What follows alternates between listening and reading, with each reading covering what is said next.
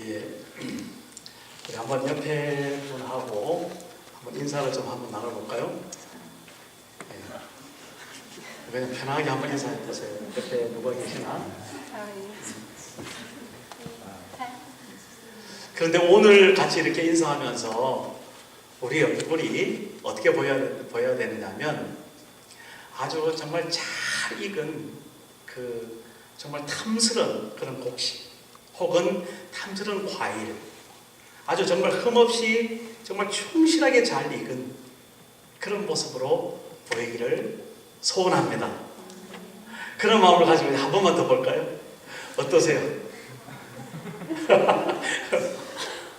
예, 제가 볼 때는 데이브 목사님이 제일 잘 이렇게 빛이 나시는 것 같아요.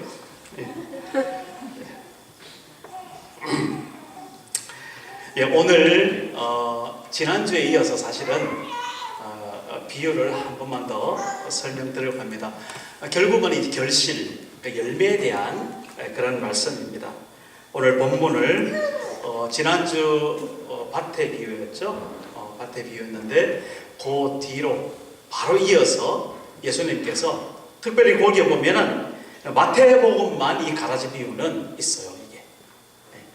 그래서 오늘 특별히 밭의 비유와 더불어서 여기 가라지 비유를 우리가 다시 한번 잘 이렇게 말씀을 서로 나눌 때에 과연 이 시대에 우리가 하나님 앞에 어떻게 그러니까 부름받은 하나님의 백성으로서 이 시대에서 하나님을 잘 익은 정말 그런 알찬 성도로서 우리가 성장해 나가며 또한 그러한 알곡으로서 이렇게 우리가 추수를 당해서 결론이지만 우리의 모든 어떤 삶이 전체적으로 하나님께 이렇게 들려올려지는, 그러니까 하나님 나라의 곳간에 쌓여지는 그런 소망이 우리에게서 사실 간절히 바랍니다.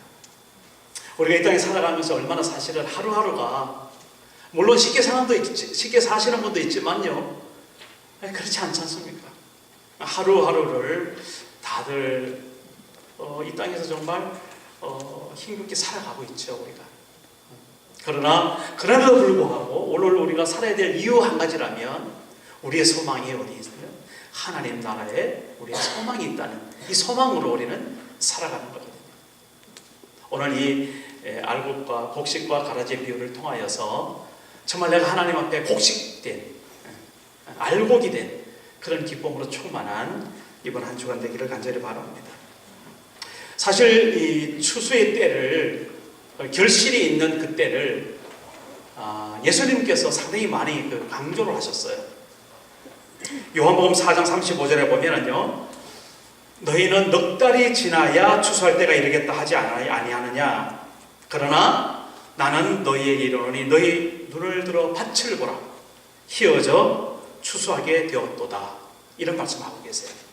제자들과 함께 거닐다가 제자들은 분명히 이제 11월 아니까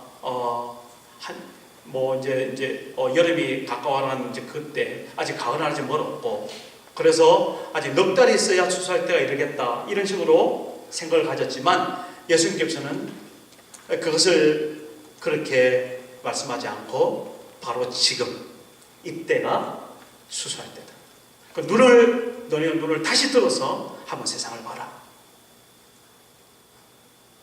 희어져 추수하게 되었다. 그런 말씀하고 계시죠. 그런가 하면은 마태복음 9장 35절에서 38절에 보면은요, 예수님께서 이 세상에 오셔서 이제 공생애를 시작하는 그런 모습을 우선 말씀을 하고 계십니다. 온 마을에 두루 다니시면서 예수님께서 병든 자를 고치시고 약한 자를 일으켜 세우시고 그리고 하나님의 나라 복음을 선포를 하시는 거예요. 그런데 그 하나님의 나라를 선포하는 그런 말씀을 하고 나서 자기를 따르는 제자들에게 이렇게 말씀하세요. 이에 제자들에게 이르시되 추수할 것은 많되 일꾼이 적으니, 추수할 것은 많되 일꾼은 적으니 그러므로 추수하는 주인에게 청하여 추수할 일꾼들을 보내주소서 하라. 예수님이 이 세상에 오셔서 이 세상에 있는 많은 사람들을 보는 시각을 오늘 우리는 좀 배울 수 있겠죠. 우리는 그냥 이 세상에서 살면서 그냥 사는가 보다 하는데, 근데 예수님께서는 그 당시 벌써 2000년 전이지만 이 땅에 오셔서 세상에 사는 사람들을 뭘 할 것을, 추수할 것을, 거두어 드릴 것을 말씀을 이미 하고 계시다는 사실입니다. 우리가 먼저 이 메시지를 적용하기 이전에 오늘 우리의 시야가 우리 인간적인, 우리 세상적인, 그리고 나의 어떤 경험적인 그런 시야뿐만 아니라 그것을 이제 넘어서 이 소위 말하면 영적인 시각이 되겠죠. 영적인 시각.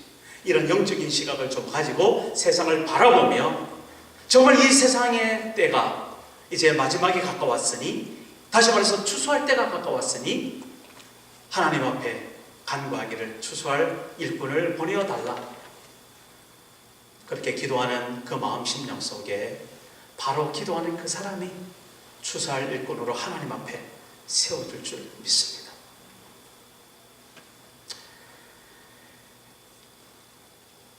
오늘 이제 비유를 제가 설명을 드리는데, 그 전에 지난주 드렸던 비유가 여러분 혹시 생각이 나세요? 저희 교회는 이제 한 주 메시지를 주일날 들으면 그 메시지를 서로 마음에 간직하고 품고 기억하고 있다가 소그룹 때, 그러니까 구역 때 다시 그 말씀을 서로 나누고 함께 기도하는 그런 시간을 가지고 있죠. 그래서 적어도 일주일에 2번 정도 이렇게 걸러서 계속 말씀을 지금 묵상해 나가고 있는데 벌써 1년이 이렇게 지나가네요. 지난주 우리는 우리의 마음의 밭, 그 밭을 한번 생각해 봤죠. 그래서 길가밭도 있고요, 돌짝밭도 있고, 그리고 가시덤불 밭도 있고, 또 좋은 밭, 옥토도 있다, 그런 이야기를 들었습니다. 그래서 어떤 사람은 내가 자갈밭일까, 내가 뭐 좋은 밭일까, 이런 고민도 했겠지만, 그것은 맞아요. 내가 어떨 때는 그런 어떤 점검이 될 때가 있죠. 그러나 그 보면 우리의 마음밭 하나 속에 어떨 때는 이게 자갈밭이기도 하고, 어떤 길가밭도 되다가, 어떤 좋은 밭도 되다가, 또 그런 경우도 또 있죠. 그래서 우리가 어떤 고정적으로 그런 특별한 그것을 내가 딱 정해놓고 하지 말고, 내가 혹시 길가밭이 아닌가, 내가 혹시 돌밭이 아닌가, 내가 혹시 가시덤불밭이 아닌가, 혹은 내가 좋은 밭이구나, 이러한 나의 심령에 대한 점검, 내 마음밭에 대한 점검이 우리에게 늘 있어야 될 줄 믿습니다. 그리고 다짐하기는 내가 하나님 앞에 좋은 밭으로서 그렇게 하나님 앞에 드려져서 우리의 심령 가운데 하나님 말씀이 떨어질 때에 어떤 사람은 100배, 어떤 사람은 60배, 어떤 사람은 30배 이렇게 결실을 낼 수 있는 그런 밭이 되기를 사모하는 그런 한 주간이었습니다. 그런데 오늘 이 곡식과 가라지, 이 비유는요, 오늘 저기 쉬운 성경에 보니까 곡식 대신에 밀이라고 그렇게 적용을 해서 번역을 했어요. 어쨌든 오늘 이 비유는 밭에 대한 것이 아니고 그 좋은 밭에 어떤 주인이 씨를 먼저 뿌린 겁니다. 근데 그 씨가 그냥 씨가 아니고 분명히 보면 좋은 씨를 뿌렸다고 했어요. 좋은 씨. 주인이 자기가 뭔가 목표를 두고 어떤 곡식을 추수할 것을 생각하고 씨앗을 뿌렸는데 가장 좋은 것으로 씨를 뿌렸습니다. 그 좋은 것이 무엇이겠습니까? 물론 우리가 1차적으로 하나님의 말씀, 그리고 우리가 정말 하나님 앞에 좋은 밭이라면 우리 밭에 정말 좋은 하나님의 말씀들이 심겨지는 거예요. 매일매일, 그리고 매 주마다 이렇게 하나님의 말씀을 같이 들으면서 우리는 씨앗이 심겨지는 거죠. 그런데 그 씨앗이 이제 싹이 나고 자라는데 당연히 좋은 밭이었고 좋은 씨를 뿌렸으면 어떻게 되겠습니까?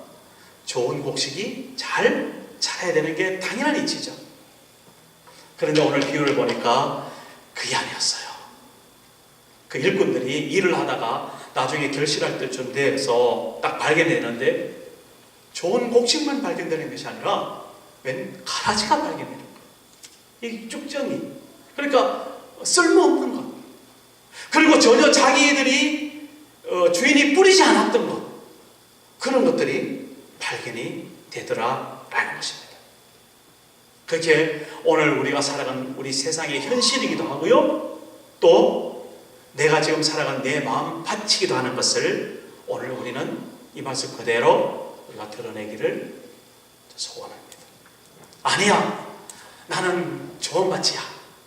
그리고 나는 좋은 씨만 내게 뿌려졌으니 나는 정말 곡식할 때에 추수할 때에 좋은 곡식만 내가 하나님 앞에 드리고 내가 정말 좋은 곡식 그 자체야 라고 고집을 한다면 거기에 대해서 제가 이견을 달 수는 없겠죠. 그건 뭐 그런 것이죠. 그러나 우리가 다시 한번 세상에 돌아가는 것을 보고 우리의 심령의 깊은 곳을 한번 이렇게 잘 감찰해보고 서치를 해보면, 찾아보면 어찌하여 그 하나님의 말씀, 좋은 말씀만 내가 받은 줄 알았는데 내 속에 가라지가 생겨난단 말이죠. 가라지가 생겨난단 말이죠. 그래서 이 종들이 주인에게 이 가라지를 싹 뽑아버립시다. 그래 건의를 드렸어요. 건의를 드리니까 주인이 뭐라고 하셨는가 하면 아니야, 그것을 지금 뽑아내지 마. 만약 지금 뽑아내면 좋은 곡식도 다칠까봐 안 돼. 결국은 그것을 왜 뽑아내지 말라고 그랬는가 하면 그 좋은 곡식을 지키기 위해서, 그 탐스러운 그 과실을 잘 이렇게 온전히 키우기 위해서 가라지를 거두지 말라고 하시는 그 주인의 마음, 이 마음이 사실 하나님의 마음이신 거죠. 세상에 우리가 어떻게 살아갑니까? 여러 사람들이 많죠. 또 우리조차도 그렇게 악한 마음과 악한 행실과 정말 연약한 그런 모습에 넘어질 때가 참 많이 있죠. 그러나 그럼에도 불구하고 오늘 여전히 이렇게 하나님의 은혜를 누릴 수 있는 것 단 하나 무엇이겠습니까? 우리를 길이 참으시고 우리를 끝까지 붙들어 주시고 인내하시는 하나님의 그 놀라운 사랑, 정말 흠이 많고 어떻게 보면 정말 이렇게 기대도 될 수 없는, 기대조차 할 수 없는 그런 우리의 모습이지만, 그러나 하나님은 여전히 우리를 기대를 하시고 우리를 아껴주시고 우리 허물을 덮어주시면서 우리를 여전히 붙들고 계시는 그 하나님의 사랑의 손길이 오늘 이 비유 가운데 그대로 있다 이 말입니다. 그런데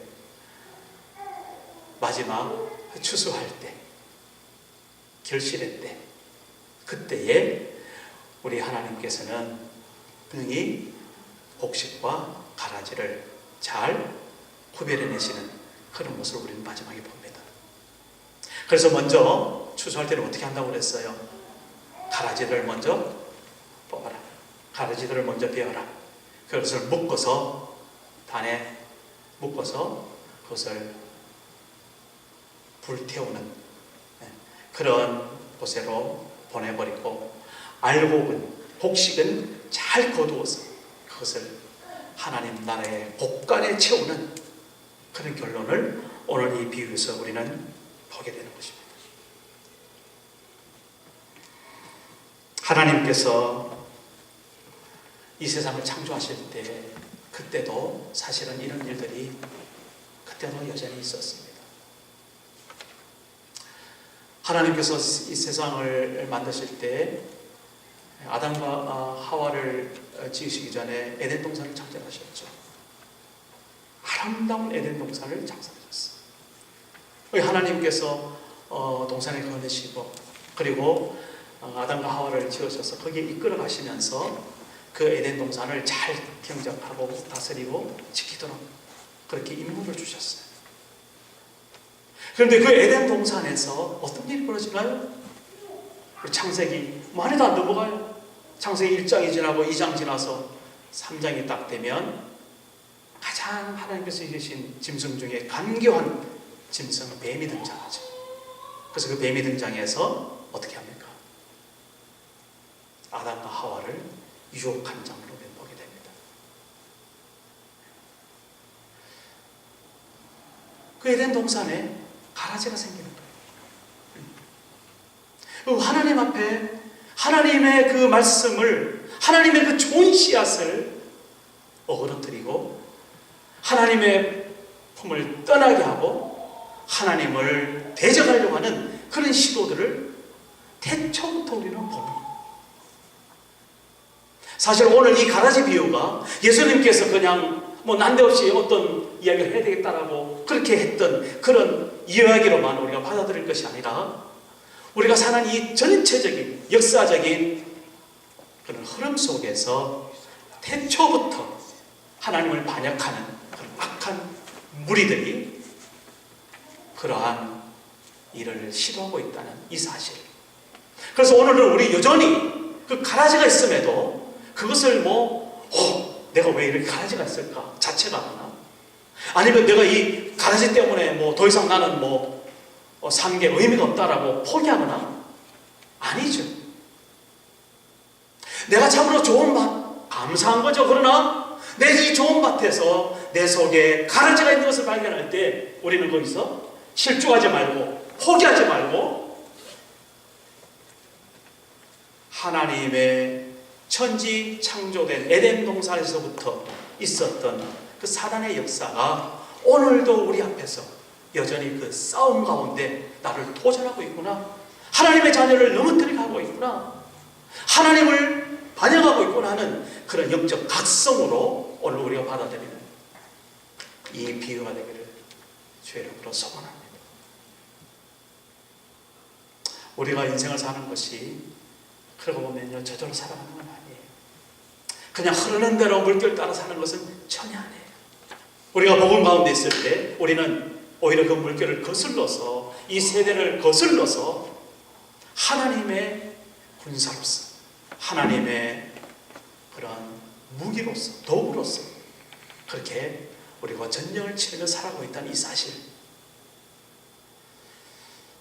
시험이 오나 좌절이 오나 여러 가지 어떤 정말 혹독한 박해가 오나 전혀 이상하게 생각하지 말고 당연히 올 수밖에 없는 것임을 우리가 알고, 그리고 그 시련 앞에, 그리고 그 고난 앞에 당당하게 맞설 수 있는 우리 트리니티 한인교회 귀한 본성들 되기를 주의 이름으로 축복합니다. 자, 문제는 우리가 이 곡식과 가라지를 우리 심령 속에서 그러면 어떻게 이것을 분별하는가, 이게 오늘 메시지의 핵심이에요. 어떤 사람은요, 구분이 안 되는 거예요. 내가 지금 제대로 신앙생활, 말하자면 제대로 신앙생활을 하고 있는지, 아니면 내가 뭔가 조금 다른 길로 가고 있는지, 이런 것들이 우리가 신앙생활을 하는 중, 또 예배를 드리는 중, 하나님 앞에 기도를 하는 중, 그것이 분별이 되어야 되는 거죠. 그게 이 마지막 추수 때에, 주님 재림 임박한 이 시대에 너무너무 중요한 우리의 어떤 무기이기도 하고요. 그렇습니다. 분별을, 오늘 두 가지로, 이 분별의 방법 두 가지로 오늘 우리 한번 먼저 말씀을 나누고자 합니다. 누가복음 먼저 6장에 46절에서 49절을 제가 한번 읽어드리겠습니다. 그냥 들으시기 바랍니다. 첫째는요, 어떻게 내가 제대로 신앙생활을 하고 있는지, 아니면 지금 마귀의 어떤 그런 그 유혹 가운데 내가 잘못되고 있는지를 어떻게 분별하는지. 첫째는요, 그냥 그거예요. 들은 말씀대로 내가 실천을 하고 있는지, 다시 말해서 그 말씀을 듣고 그대로 순종하고 있는지, 요것을 내가 분명하게 내 마음속에 판단을 해보면 내가 제대로 가고 있는지 아니면 잘못했는지 분별이 되어진단 말이죠. 그것을 오늘 누가복음 6장에 마태복음 7장에도 그 말씀이 같은 맥락이 있습니다. 누가복음 6장 46절에서 49절입니다. 너희는 나를 불러 주여 주여 하면서도 어찌하여 내가 말하는 것을 행하지 아니하느냐. 내게 나와 내 말을 듣고 행하는 자마다 누구와 같은 것을 너에게 보이리라. 그러면서 뭐라고 말씀하시냐면 집을 짓되 깊이 파고 주추를 반석 위에 놓은 사람과 같으니 큰 불이 나서 탕류가 그 집에 부딪히되 잘 지었기 때문에 능히 요동하지 못하게 하였거니와. 49절에 듣고 행하지 아니하는 자는 주추 없이 흙 위에 집 지은 사람과 같으니 탕류가 부딪힘에 집이 곧 무너져 파괴됨이 심하니라 하시니라. 이 세상에서 신앙생활을 하는데, 이 세상에서 살아가긴 살아가는데 무너질 집을 짓는 사람이 있는가 하면 무너지지 않는 집을 짓는 사람이 있다는 거예요. 무너지지 않는 집이 어떤 집이냐면, 잘 들으세요. 내 말을 듣고 그 말대로 행하는 사람, 무너지지 않는 집을 짓는 거예요. 그런데 무너지는 집은 결론적으로 어떤 사람인가 하면 내 말을 듣고 행하지 않는 사람. 여기서 무엇을 행했느냐 행하지 않았느냐 저는 이야기를 하는 것이 아닙니다. 사는 건 똑같이 우리가 살아가요. 집을 짓는 건 똑같이 집을 지어요. 집 짓지 않는 것이 아니에요. 근데 문제는 어디서 문제가 있냐면 이게 무너지느냐 아니면 무너지지 않느냐 여기에 있는 겁니다. 그렇다면 어디에 핵심이 있겠어요? 내 말을 들은 대로 했느냐 아니면 네 마음대로 했느냐, 이거 차이라는 거예요. 오늘 이 누가복음 6장의 비유가 바로 여기 있습니다. 어찌하여 내가 말하는 것을 행하지 않느냐. 그리고 참 그 대상을 보면 우리가 깜짝 놀라요. 왜 놀라는 줄 아세요? 그 앞에 뭐라고 토론하냐면 예수님께서 직접 주여 주여 하면서, 주여 주여 하면서라는 말은 무슨 말입니까? 신앙생활을 한다는 이야기죠. 종교생활을 한다는 이야기죠. 그러나 그 속에 정말 예수님을 순종하는 생명의 씨앗이 없는 그런 삶도 우리에게 있다는 사실을 오늘 고발하고 있는 거예요. 오늘 우리는 적어도 내가 주여 주여라고 했다면 정말 그 주님 앞에, 우리 예수 그리스도 그분 앞에, 그분의 말씀이 생명의 말씀인 줄 알아서 그 말씀 그대로 100% 순종할 수 있는 그 마음의 결단이 있는 사람, 곡식이라는 거죠. 무너지지 않는 집을 지은 사람이라는 것이죠.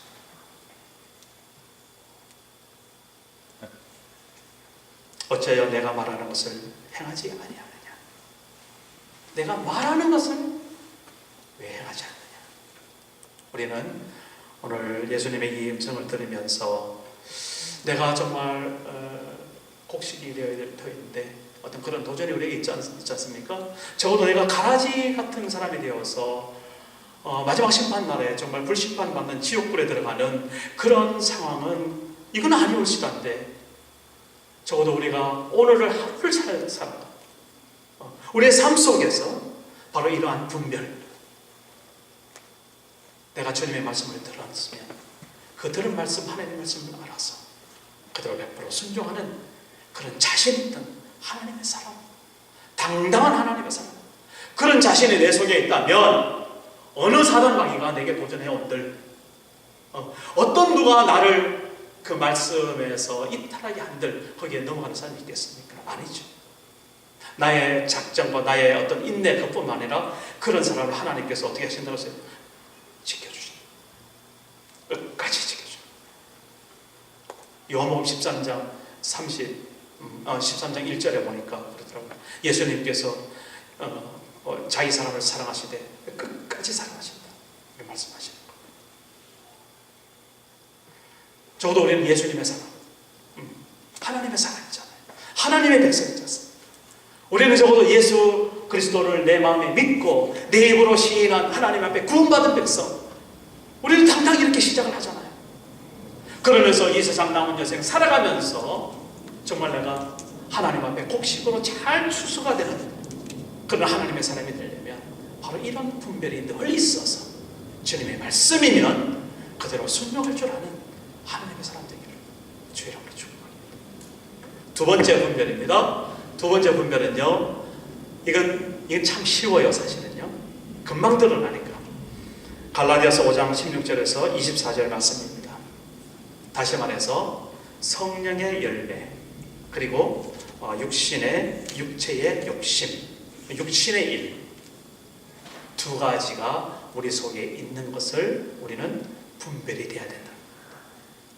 물론 내가 육체의 일, 육신의 일, 나한테는 전혀 관계없는 이야기야, 제일 좋겠죠. 그러나 우리가 그렇게 살아가나요? 그렇지 않죠. 우리는 다 고백을 하죠. 그러나 문제는 그러한 일이 있을 때 이것은 내가 소유해야 될, 내가 따라가야 될, 내가 거기에 져야 될 그것이 아니구나라고 분명하게 분별할 수 있고 판별할 수 있어서, 분별할 수 있어서 그것을 내가 물리쳐버리고 성령을 쫓아 행하는 삶, 성령을 따라 사는 삶, 성령의 사람. 열매를 보면 그 나무를 안다고 하잖아요. 여러분, 포도나무인지 배나무인지 여러분들은 뭐 이미 잘 알아서 딱 보면 아시겠지만, 그럼 한 번도 포도나무, 배나무를 보지 않고 그 과실만 아는 사람 같으면 포도나무, 배나무를 사과나무, 배나무를 어떻게 구별하겠어요? 과실을 열리는 보면 그 나무를 안단 말입니다. 사과나무가 열리는 나무, 자기가 뭐 이 사과인 줄 알면 그 나무가 어떤 나무인 줄 알아요? 사과나무인 줄 아는 거예요. 먹어보고 배면 그 나무가 어떤 나무? 배나무인 줄 우리가 아는 거죠. 먹어보고 이게 포도인 줄 알아서 포도면 그 나무는 포도나무인 거예요. 우리가 하나님 앞에 알곡이 되고 곡식이 되는 것 무엇입니까? 내 속에 하나님의 성령께서 맺혀주시는 성령의 열매, 그 열매가 내 속에 주렁주렁 맺혀지는, 내 삶 가운데 맺혀지는 그런 모습을 보면서 내가 하나님 앞에 알곡으로 그렇게 추수받을 하나님의 사람이구나, 하나님 앞에 당당하게 서시는 그런 우리 되기를 소원하는 거죠. 성령의 열매가 9가지를 갈라디아서 5장 22절에 분명히 말씀하고 있습니다. 23절, 오직 성령의 열매는 사랑과 희락과 화평과 오래 참음과 자비와 양선과 충성과 온유와 절제,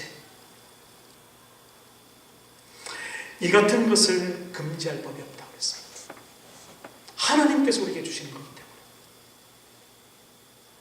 하나님의 그 놀라운 사랑과 은혜가 우리 가운데 있기 때문에 이 귀한 열매가 맺혀지는 것을 이 세상은 그 무엇이 방해하지 않고 금지할 수가 없다는 겁니다. 저도 오늘 우리가 이 두 가지 분별, 정말 내가 하나님의 말씀을 들은 대로 순종하고 있는가? 또 한 가지는 내 속에 나의 삶 가운데 이 성령의 열매, 사랑과 희락과 화평과 인내와 자비와 양선과 온유와 충성과 절제의 이 놀라운 하나님의 열매, 성령의 열매가 맺혀지고 있는가? 그것을 잘 주시하고 잘 따지고, 그래서 정말 하나님 앞에 우리가 이 추수할 때에 내가 곡식이 될 뿐만 아니라 정말 그 곡식을 세상에 나가서 추수할 줄 아는 그런 하나님의 사람 되시기를 주 이름으로 축복합니다. 우리의 마음밭을 주목하고 감찰하시는 한 주 되기를 바랍니다. 내 안에 있는 곡식 잘 지키시고요, 혹시 가지가 있다면 먼저 묻고 그리고 태우는 그런 역사가 있을 줄 믿습니다. 우리 모두 천국 복권에 들어가는 알곡 신자가 되어질 줄로 믿습니다.